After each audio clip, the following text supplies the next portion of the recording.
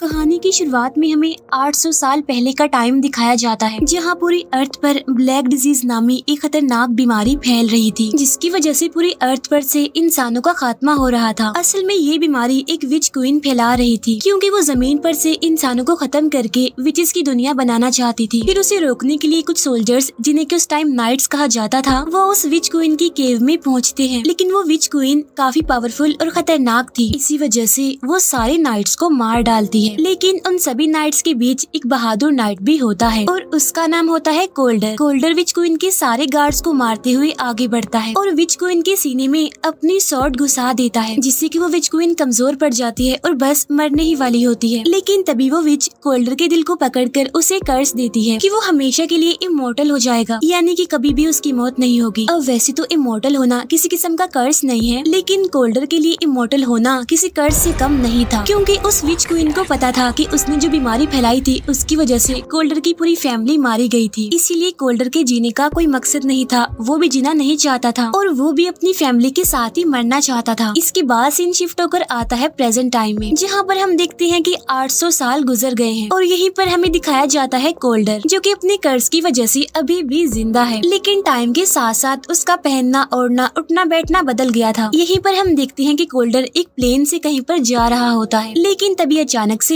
वहाँ का मौसम खराब होने लगता है। तब उस बदलते हुए मौसम को देखकर कोल्डर को शक होने लगता है कि किसी ने ब्लैक मैजिक करके मौसम को चेंज किया है। तो इसीलिए कोल्डर चेक करने लगता है कि आखिर वो कौन है जो प्लेन में बैठकर मैजिक कर रहा है, जहाँ उसे इस प्लेन में एक यंग विच मिल भी जाती है। अब यहाँ पर हमें एक बात पता चलती है कि बहुत सालों पहले इंसानों और विचेस के बीच एक बात तय हुई थी, जिसमें कि विचेस अपना असली रूप छुपाकर इंसानों के बीच रह सकती हैं, लेकिन बदले में वो किसी इंसान को नुकसान नहीं पहुँचाएंगी। अब जब बात तय हो जाती है, रूल्स बन जाते हैं, तो सबका फर्ज होता है उसे फॉलो करना। लेकिन जाहिर सी बात है कि जब भी रूल्स बनाए जाते हैं, हर कोई तो उसे फॉलो नहीं करता। और यहाँ पर भी कुछ विचेस ऐसी थी जो रूल्स को फॉलो नहीं करती थी, और रूल्स को फॉलो ना करने वाली विचेस को पकड़कर उन्हें कैद करना कोल्डर का काम था। और कोल्डर एक एक्शन स्वॉर्ड नामी ग्रुप के लिए काम करता था, जिनका काम था बुरी विचेस को पकड़कर कैद करना। अब कोल्डर उस यंग विच के पास आकर बैठ जाता है, जहाँ उस यंग विच के पास 2 वेदर चेंजिंग स्टोन्स होते हैं, जिसकी पावर्स इतनी थी कि विच को भी उसका अंदाजा नहीं था। और अब कोल्डर यहाँ उन दोनों स्टोन्स की पावर को कंट्रोल करता है। तो वो विच कोल्डर से पूछती है, क्या इसके लिए तुम मुझे भी कैद कर दोगे? जिस पर कोल्डर कहता है कि नहीं, क्योंकि ये तुमने जानबूझकर नहीं किया। फिर कोल्डर उन दोनों स्टोन्स को अपने साथ ले जाता है। अब कोल्डर को इन सभी कामों की वजह से लास्ट विच हंटर के नाम से भी जाना जाता है। नेक्स्ट सीन में हम देखते हैं कि कोल्डर के पास एक आदमी मिलने आता है और इस आदमी का नाम होता है डोलन 36। असल में डोलन उसी एक्शन स्वॉर्ड ग्रुप का लीडर होता है जिसके लिए कोल्डर काम करता था। डोलन 36 असल में एक प्रीस्ट भी होते हैं। अब डोलन 36 नाम का मतलब था कि कोल्डर आज तक डोलन जैसे 35 प्रीस्ट के साथ काम कर चुका था, इसीलिए ये डोलन है 36। यहाँ पर डोलन कोल्डर को बताते हैं कि कल मैं रिटायर्ड हो जाऊंगा। तब ये सुनकर कोल्डर डोलन 36 को एक कीमती पेन गिफ्ट देता है। अभी तक जितने भी डोलन आए थे वो सभी विच हंटर यानी कोल्डर के साथ मिलकर विचेस को पकड़ने का काम करते थे। नेक्स्ट डे कोल्डर के पास कॉल आती है और उसे पता चलता है कि डोलन 36 की तो मौत हो गई है। तब ये सुनकर कोल्डर को काफी शक होने लगता है, जहाँ कोल्डर की मुलाकात डोलन 37 से होती है। क्योंकि डोलन 36 की मौत हो गई थी, इसीलिए ये नया डोलन 37 आया था और इसे डोलन 36 ने ही विच हंटर यानी कोल्डर के साथ काम करने के लिए चूज किया था। इसके बाद ये दोनों यानी कोल्डर और डोलन 37 डोलन 36 के घर जाते हैं, जहाँ जाकर वो पूरे घर को चेक करने लगते हैं, ये देखने के लिए कि कहीं यहाँ पर कोई ब्लैक मैजिक तो नहीं हुआ। लेकिन उन्हें घर पहुंचकर ब्लैक मैजिक का कोई भी सबूत नहीं मिलता। लेकिन डोलन 37 को घर में मरी हुई कुछ मक्खियाँ दिखाई देती हैं, जो कि ब्लैक मैजिक की तरफ इशारा कर रही थी। तब ये देखकर कोल्डर उन मक्खियों पर कुछ मैजिकल डस्ट छिड़क देता है, जिसकी वजह से उस घर पर किया गया ब्लैक मैजिक टूट जाता है, जिससे वो पूरा घर अपने असली रूप में आ जाता है। जहाँ पर असली रूप में आने के बाद सारी चीजें टूटी हुई थी। असल में इन सारी चीजों को छुपाने के लिए किसी ने यहाँ पर ब्लैक मैजिक किया था। तब ये देखकर कोल्डर घबरा जाता है और थोड़ा कंफ्यूज भी होता है, क्योंकि जैसे सिंबल्स उस रूम में बने हुए थे, विच क्वीन अपने टाइम में ये सब कुछ किया करती थी।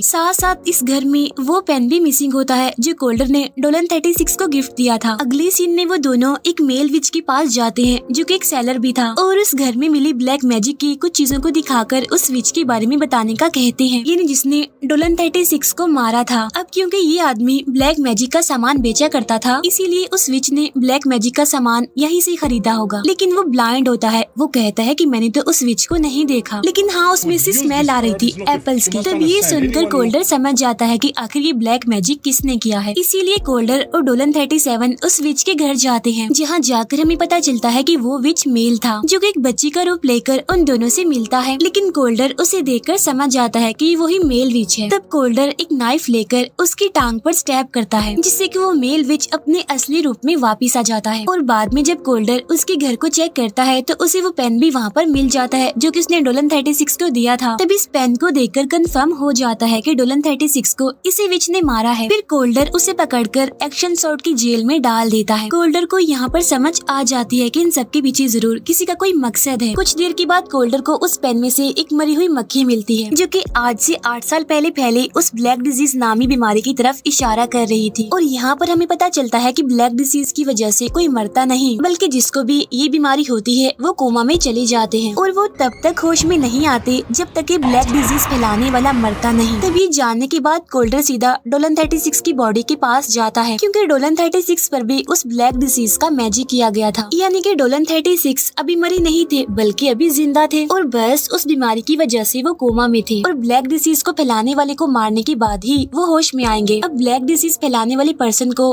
3 दिन में ढूंढकर मारना होगा, क्योंकि अगर ऐसा ना किया गया तो डोलन 36 की मौत हो जाएगी। तो इसीलिए कोल्डर उस विच को ढूंढने के लिए क्लूज ढूंढने लगता है, यानी उसी विच को ढूंढने के लिए जिसने डोलन 36 पर ब्लैक डिजीज का मैजिक किया है। लेकिन तभी उसे डोलन 36 का कहा हुआ एक क्लू याद आता है कि जब तुम मरने वाले थे तुम उस टाइम को याद करना। और कोल्डर के मरने वाला टाइम तो वही था जब विच क्वीन ने उसे कर्स दिया था। इसीलिए कोल्डर उस टाइम को याद करने लगता है जब विच क्वीन ने उसे कर्स दिया था। लेकिन इतना याद करने के बावजूद भी कोल्डर को कुछ भी याद नहीं आता, तो इसीलिए वो अपनी मेमोरी को रिफ्रेश करने के लिए एक विच बार में जाता है ताकि वहाँ जाकर वो अपनी मेमोरी को रिफ्रेश कर सके, जिससे कि उसे अपनी फ्लैशबैक की मेमोरीज याद आ सके। अब कोल्डर को सब कुछ याद करने में प्रॉब्लम्स इसीलिए भी हो रही थी क्योंकि उस इंसिडेंट को हुए तकरीबन 8 साल हो गए थे और इसीलिए उसे अपने पास्ट का कोई भी टाइम याद नहीं था। तब कोल्डर उस बार में काम करने वाली एक विच को अपनी मेमोरी रिफ्रेश करने वाला एक ड्रिंक सर्व करने के लिए कहता है, लेकिन वो विच ऐसा करने से मना कर देती है क्योंकि कोल्डर एक विच हंटर था। लेकिन कोल्डर की बार बार फोर्स करने पर वो विच, जिसका नाम क्लोरी था, वो मान लेती है, जहाँ वो कोल्डर को एक मेमोरी पोर्शन बना कर देती है। तब कोल्डर जैसे ही उस मेमोरी पोर्शन को लेता है वैसे ही वो अपनी फ्लैशबैक की मेमोरीज में चला जाता है, यानी उस टाइम में जहाँ उस विच क्वीन ने उसे कर्स दिया था। अभी जब कोल्डर उन यादों को देख ही रहा था कि तभी वहाँ पर विलियर नाम का एक मेल विच आ जाता है और वो आते ही कोल्डर पर अटैक कर देता है। लेकिन इस टाइम कोल्डर कुछ भी नहीं कर पाता क्योंकि उसने वो मेमोरी पोर्शन लिया था, जिसकी वजह से उसकी बॉडी अभी कमजोर थी। जहाँ वो मेल विच विलियर उस पूरी बार को भी आग लगा देता है ताकि कोल्डर यहाँ पर दोबारा आकर मेमोरी पोर्शन को दोबारा यूज न कर सके। लेकिन जैसा कि हम जानते हैं कि कोल्डर इमोर्टल था, इसीलिए वो विच उसे नहीं मार पाता। लेकिन वो मेल विच विलियर फीमेल विच यानी क्लोरी को अपने साथ ले जाता है। जब कोल्डर को होश आती है तो उसके हाथ में विलियर के कपड़े का एक टुकड़ा था जो कि उन दोनों की लड़ाई के बीच उसके हाथ में आ गया था। उस कपड़े पर लाल मिट्टी लगी होती है, जिससे कोल्डर समझ जाता है कि इस टाइम वो कहाँ पर रुका हुआ है। और फिर कुछ ही देर के बाद कोल्डर वहाँ पर पहुँच भी जाता है, जहाँ वो क्लोरी को उसकी कैद से बचाकर अपने साथ ले आता है, क्योंकि अब क्लोरी की जान को भी खतरा था। वजह ये थी कि उसने कोल्डर को वो मेमोरी पोर्शन जो दिया था, इसीलिए अब कोल्डर दोबारा से क्लोरी को वो मेमोरी पोर्शन बनाने के लिए कहता है, जिस पर क्लोरी कहती है कि नहीं, अब मैं वो मेमोरी पोर्शन नहीं बना सकती क्योंकि मेमोरी पोर्शन को बनाने वाले सारे प्लांट्स उस बार में ही जल गए। लेकिन हाँ, मेरी एक फ्रेंड ऐसी है जो उन्हीं प्लांट्स को उगाती है और उसके पास उन प्लांट्स की बिल्कुल भी कमी नहीं होगी। इसीलिए अब ये दोनों उसके घर जाते हैं, जहाँ पहुंचकर वो देखते हैं कि उस विच को तो पहले ही विलियर ने मार दिया है और वो उन सभी प्लांट्स को भी अपने साथ ले गया है। तब यहाँ पर क्लोरी कोल्डर को कहती है कि अब हमें वो प्लांट सिर्फ एक ही विच से मिल सकते हैं और अब ये दोनों उस विच के पास जाकर उससे वो प्लांट्स मांगने लगते हैं। लेकिन वो विच कोल्डर पर मैजिक कर देती है, जिससे कोल्डर अपनी फ्लैशबैक की मेमोरीज में खो जाता है, जहाँ कोल्डर अपनी वाइफ और अपनी बेटी के साथ होता है। अब यहाँ पर कोल्डर अपनी यादों में फंसा होता है, लेकिन तभी उसे अपनी यादों में क्लोरी दिखाई देती है। असल में क्लोरी के पास ये पावर थी कि वो किसी के भी ड्रीम्स में जा सकती थी, यानी कि वो एक ड्रीम वॉकर थी। यहाँ पर वो कोल्डर को उसकी मेमोरी से उसके ड्रीम से बाहर निकालती है।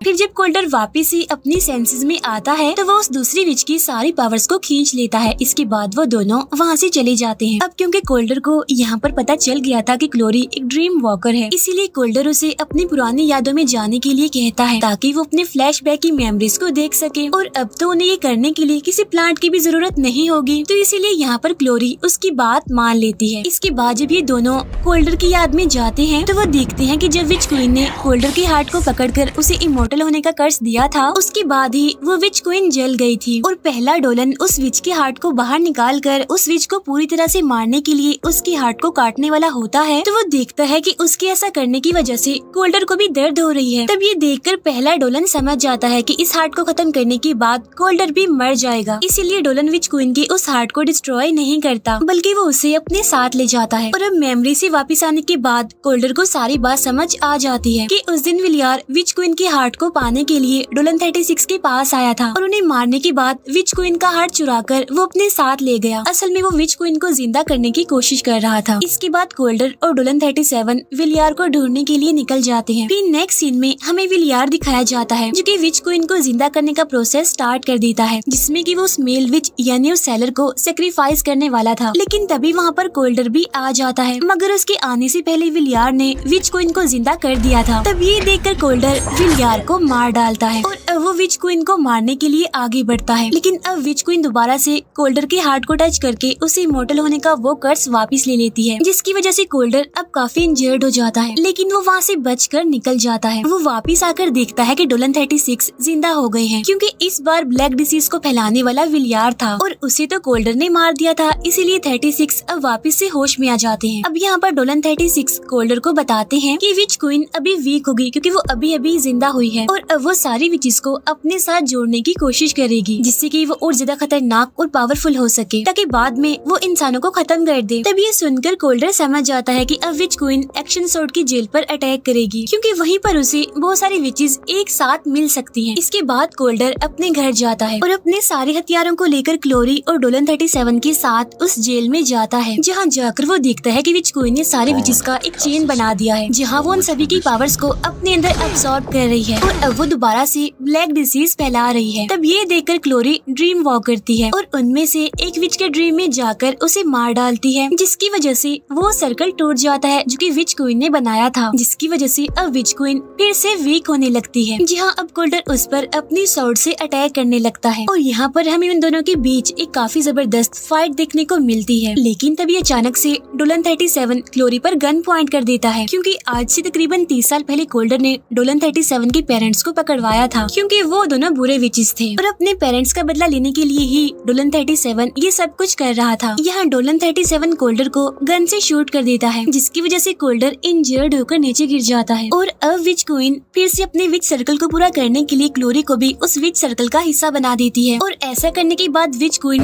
डोलन 37 को भी मार डालती है, क्योंकि बेशक डोलन 37 उसका साथ दे रहा था, लेकिन था तो वो एक इंसान ही ना। और अब फिर से विच क्वीन ब्लैक डिसीज फैलाने लगती है, जहाँ हम देखते हैं कि कोल्डर अब अपनी मौत के बहुत करीब है, जहाँ उसे अपनी वाइफ और अपनी बेटी दिखाई देते हैं, जहाँ वो दोनों कहती हैं कि अभी तुम्हारा हमारे पास आने का टाइम नहीं आया, क्योंकि अभी तुम्हें इंसानों को बचाना है। इसके बाद कोल्डर फिर से होश में आ जाता है और वो उसके पास मौजूद उन दोनों वेदर चेंजिंग स्टोन्स की मदद से वहाँ का वेदर चेंज कर देता है, जिससे कि वहाँ पर बिजली गिरने लगती है और इस वजह से विच क्वीन डिस्ट्रैक्ट हो जाती है और कोल्डर अपने स्वॉर्ड से विच क्वीन के सीने पर स्टैब करता है, जिससे कि विच क्वीन वहीं पर ही मारी जाती है। जहाँ कोल्डर उसे पूरी तरह से खत्म करने के लिए उसकी हार्ट को भी डिस्ट्रॉय करने वाला होता है, लेकिन तभी क्लोरी उसे ऐसा करने से रोक लेती है। वो कहती है कि अगर तुम ऐसा करोगे तो तुम भी मारे जाओगे और फिर इंसानों को विचेस से बचाने के लिए कोई भी नहीं होगा, इसीलिए तुम्हें ऐसा नहीं करना चाहिए। तब ये सुनकर कोल्डर सोचने लगता है कि उसकी वाइफ और बेटी भी यही चाहती थी कि अभी उसका मरने का टाइम नहीं है और वो इंसानों को बचाए और बुरे विचेस को उनके बुरे कामों की सजा दे। इसीलिए कोल्डर उस हार्ट को डिस्ट्रॉय नहीं करता, बल्कि वो उसे अपने घर में ले जाकर एक सेफ जगह पर छुपा देता है, ताकि वो दोबारा किसी को भी ना मिल सके। इसके बाद हम कोल्डर और डोलन 36 को देखते हैं, जो कि आपस में बातें कर रहे होते हैं, जहाँ कोल्डर डोलन 36 को कहता है कि अब मैं एक्शन सॉर्ट के लिए काम नहीं करूँगा, लेकिन हाँ मैं बुरे विचेस को सजा देता रहूंगा। फिर कोल्डर क्लोरी के साथ अपने अगले मिशन पर निकल जाता है और उनके जाते ही ये मूवी यहीं पर एंड हो जाती है। Thank you for watching.